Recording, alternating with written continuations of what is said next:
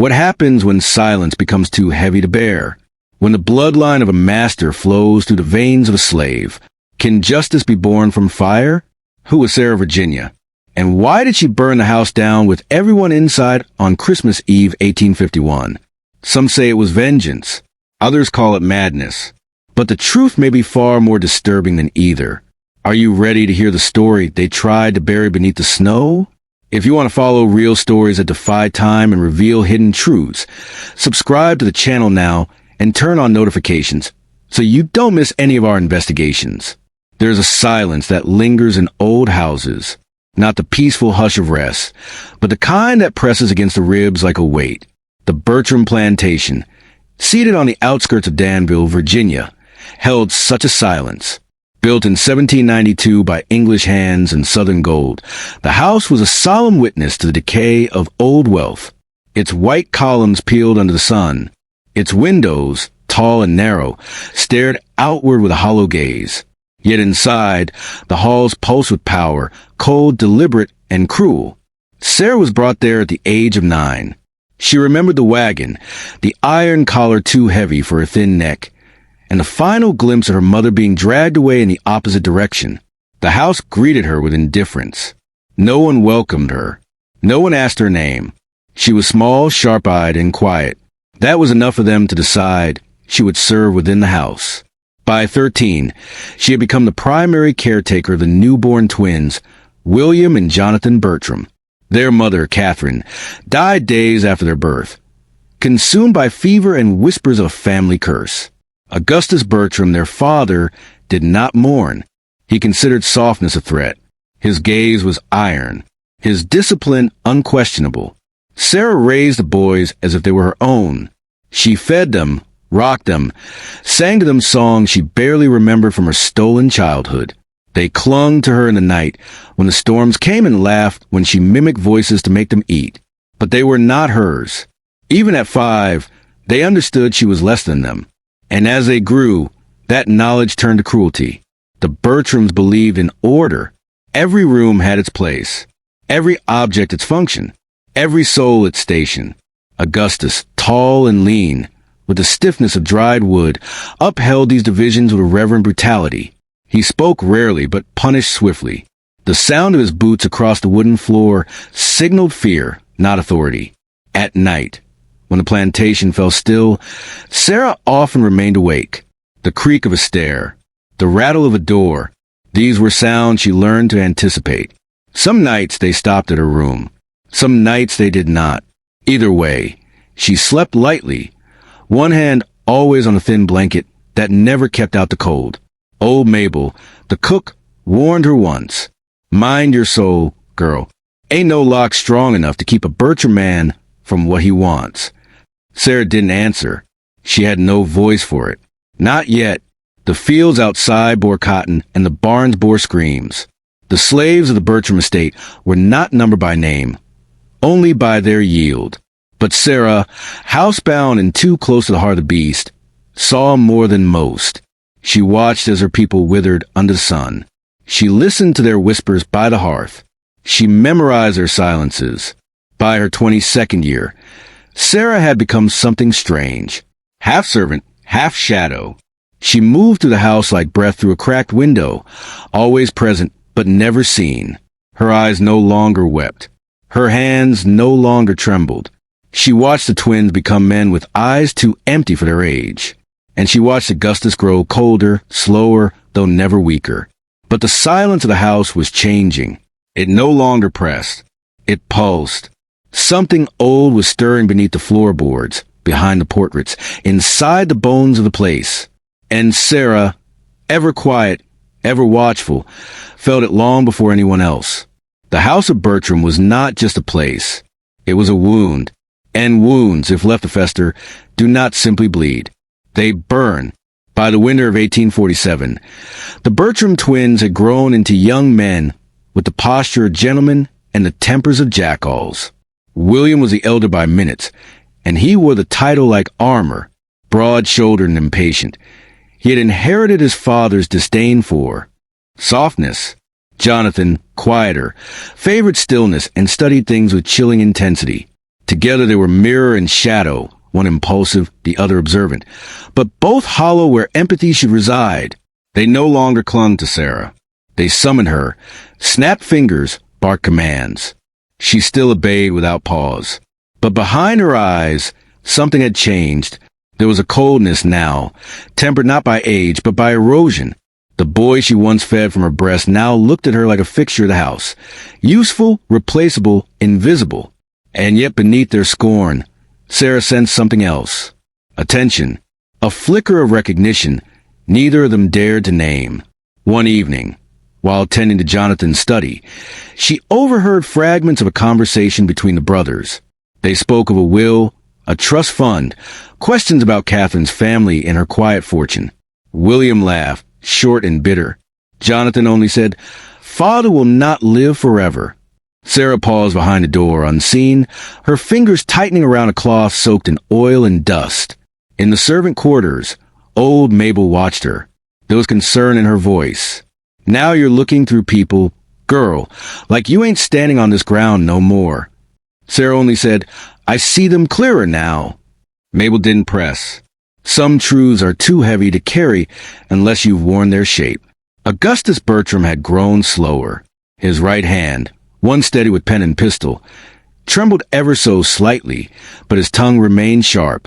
He no longer visited Sarah's room. He no longer needed to. Power once wielded through force had become a specter in his silence. The slaves feared him still, not for what he did, but for what he had taught his sons to enjoy. One morning, a boy named Elias was caught stealing a spoonful of molasses, a minor sin easily hidden. But William insisted on punishment. The lash fell 37 times. Sarah watched, her expression unreadable, as the boy's back opened like parchment. Jonathan didn't watch. He recorded it in a small leather-bound book. In the weeks that followed, the plantation grew quieter. Even the birds seemed to avoid the house. Sarah, moving through the halls, sensed the air shifting. The portraits of dead Bertram seemed to lean forward. The floorboards creaked under truths too long buried. The mirrors began to feel like eyes. One night, Mabel pulled her aside and, with a voice low and trembling, said, "He's your father, Sarah. You knew it. You just didn't want the words." Sarah did not flinch. She nodded once. Augustus had never spoken it, never acknowledged it, but she had always known, in the way his gaze lingered too long, in the way her skin bore marks the others did not. The boys, then, were her brothers. By blood, by silence, by shame. The truth did not free her. It bound her tighter. A chain of blood is heavier than iron. And yet, something loosened in her that night. Not hope. Hope was a language she had forgotten. But a seed of clarity. A realization that nothing in that house was born of love. Only possession. Only legacy. The next morning, she awoke before the sun. The fields were still shadows. The house loomed behind her like a mausoleum. And in that cold silence, Sarah whispered to herself the name her mother once called her, the name no one in the house had ever known. It tasted like something long buried, like soil, like fire. December came with a hush that felt unnatural. The air over the Bertram estate hung heavy. Not with snow, but with something weightless and suffocating, like dust disturbed in an old tomb. The fields had fallen still. The trees stood like mourners draped in frost. Even the wind seemed to hesitate at the edges of the house. Preparations for the annual Christmas gathering filled the halls with a manic energy.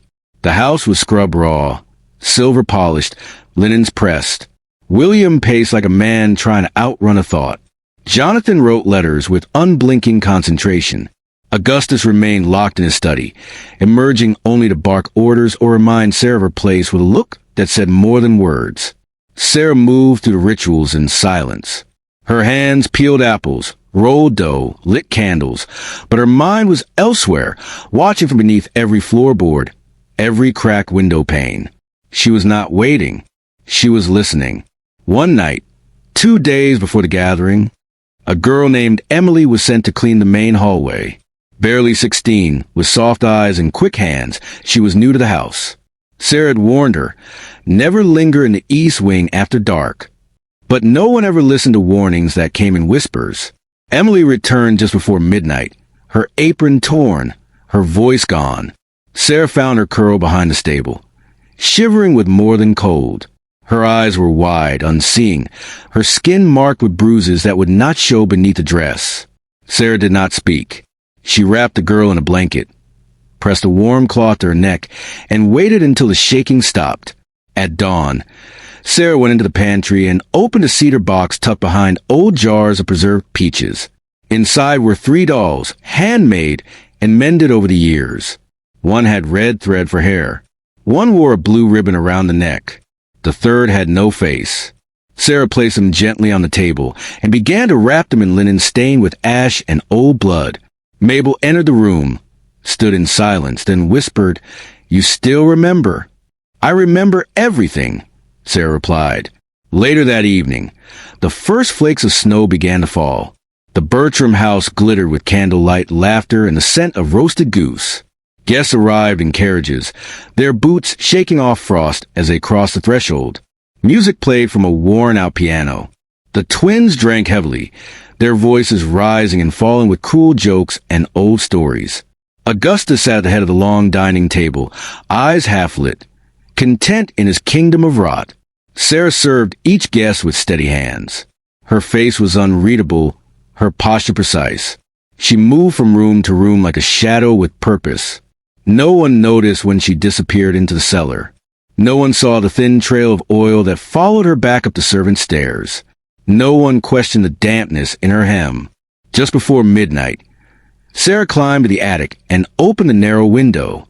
Snow fell harder now, muffling sound, blanketing the world in white. She could see the fields stretching into darkness. The slave quarters were dark and still. The barn windows flickered with lamplight. She lit a single match and held it until the flame touched her skin. There was no prayer, no cry, only breath. And then the house began to speak through smoke, through heat, through the roar of memory catching fire. But that moment had not yet come. Not quite, not fully. For now the dolls lay quiet on the table, the oil soaked into the wood, and Sarah waited, eyes closed, listening to the snow cover everything that still dared to live. Christmas Eve arrived beneath a sky the color of slate. The cold was sharper than knives, seeping into the stone and marrow of the Bertram house. By evening, guests had gathered again, fewer this year, as the roads were difficult, and the name Bertram no longer held the luster it once did. Still, the halls echoed with forced laughter, crystal clinking, and the heavy shuffle of boots over polished floors. Sarah wore her oldest dress, sleeves rolled to the elbow, apron spotless. She moved quietly, carrying trays, refilling glasses, offering slices of cured ham and gingerbread with a nod. Her face betrayed nothing, but her hands were steady in a way that suggested decision, not service. The fire in the main hearth crackled, casting long shadows that reached the ceiling. Jonathan and William argued over some triviality, their voices low but tense. Augustus sat alone, sipping dark liquor, his eyes following Sarah whenever she passed, though he said nothing. The storm had begun outside. Wind howled along the windows. Snow battered the roof like grains of salt on raw flesh, and somewhere beneath it all, the walls groaned, not from the weather, but from something older. After the last guest retired to a spare room, and the house had begun to settle, Sarah moved with purpose. First the dining room. She cleared the plates, took the silverware, but left the candles burning. Then the parlor. She folded the blankets, adjusted the curtains, opened the flue wide. At 2 midnight, she descended into the cellar. There beside the coal bin were 4 oil cans, each half full. She carried them one by one, careful not to spill a drop, spreading the contents over the floors, the stair rails, the wainscoting, even the tapestry in the east corridor where Amal's blood had dried in silence. She worked with the precision of a ritual, not hurried, not hesitant. The dolls were placed on the drawing room mantel, each one facing outward. Beneath them, a line of salt. Sarah struck a match, then another. She lit the candles afresh. Even those already burned low. She walked through the house, flame after flame, until the Bertram estate shimmered in gold and orange, the light reflecting off the glass like the eyes of 1,000 watching spirits. At last, She returned to the main stairwell. Her footsteps were soft, her breath calm. At the top of the stairs, she turned and looked once over the banister, as if addressing the house itself. Then she let fall a single oil-soaked rag, still burning, into the puddle that pooled at the foot of the stairs. Fire speaks in tongues. It does not scream, it claims. The oil carried the flame swiftly, like blood seeking a heart. The walls ignited with a hungry glow. Smoke blossomed from curtains and portraits, rising in thick black clouds that smothered every name the house had ever spoken. Sarah did not flee.